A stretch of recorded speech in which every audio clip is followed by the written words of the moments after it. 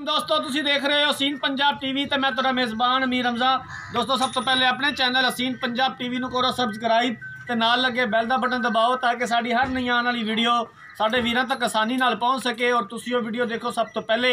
अज ना वीर भरावां वास्ते एक दूजन मझ लैके हाजिर होए हैं। दूसरा सुबह सूई है, बिल्कुल ताज़ा सूई हुई है। ये मालका को पूछांगे भी किन्ने दिनों की सूई है, किन्ना हाजर टाइम को दुध है, की हिसाब किताब इहदा। कैमरामैन साहब मझ की करावन की तसली, उस तो बाद करांगे सारी गल्लां मालकां दे कोलों।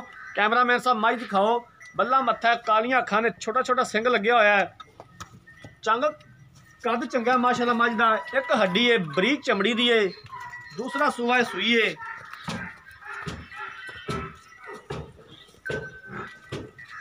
फुट पर थाने और सोहनिया विरला ने थना दे विच। बाकी जो कुछ भी है वीरा भरावां दे सामने आ, कैमरे की नज़र है। सुन्नी घोड़ी तो पा के कद बड़ा माशाल्लाह, चोटी दे कोल सोहना कद है।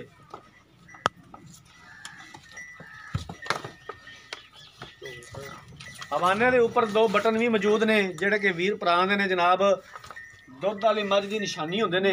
कैमरामैन सब तसली करा दिओ ने, इधर ही टोरिया जे मझां विचों कड्ढो, इनूं टोरो इंज करके।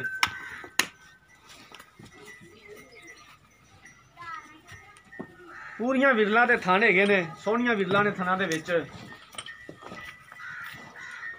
घर दा जानवर है माशाल्लाह, कोई व्यापार का जानवर नहीं हैगा।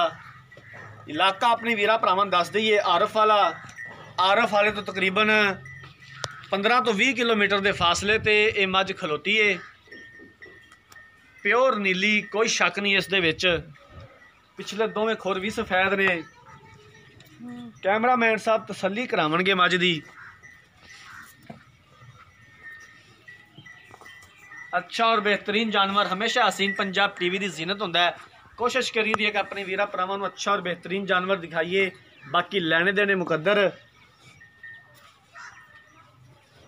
मेहनत करी दी है, कोशिश करी दी है कि अपने वीरा भरावां नूं अच्छा और बेहतरीन जानवर दिखा सकीए।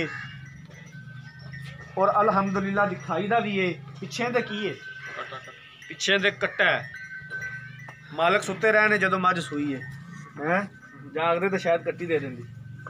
मजाक करदा पे यार, ये अल्लाह ताला दा निज़ाम है। हाँ जी बिल्कुल, ये इंसान दे वास्ते कम नहीं। इन्हूं टोर यार, कड्ढ इन्हूं बाहर, इन्हूं टोर। मूँह फड़ा इंदा, मूँह किवें हैगी पूरी है, मूँह फड़ा इंदा।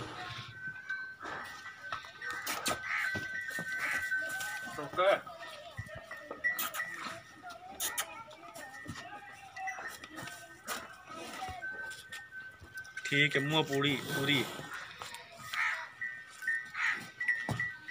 माशाल्लाह। हाइट सोहनी है मझ दी, चंगी हाइट है, कद काठ वाली है, खून रात चंगी है।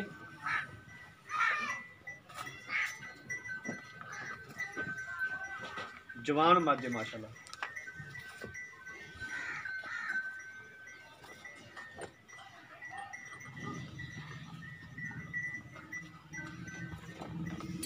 कट्टा केड़ा आ इधर कट्टा भी विखाया जे कैमरामैन साहब।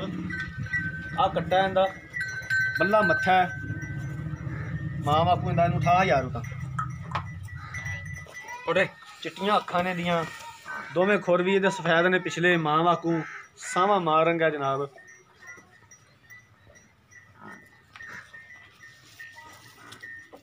मझ एक बारी फिर विखा दिओ, तसली करा दिओ एक बारी फिर। उस तो बाद जनाब गारंटियां ते गल्लां करने आ मालक दे नाल।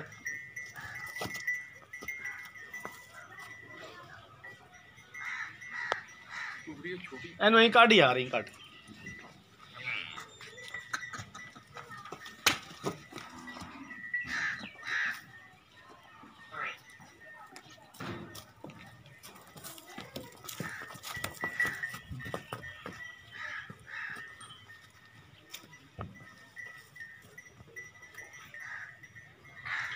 ठीक हो गया जनाब।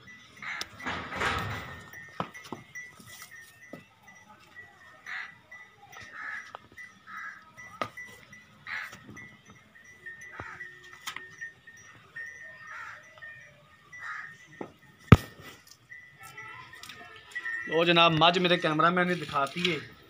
हूँ मालकां को पुछने इनके बारे की हिसाब किताब है। इत्थे आ जाओ मेरा भाई, इत्थे आ जाओ। अस्सलाम वालेकुम।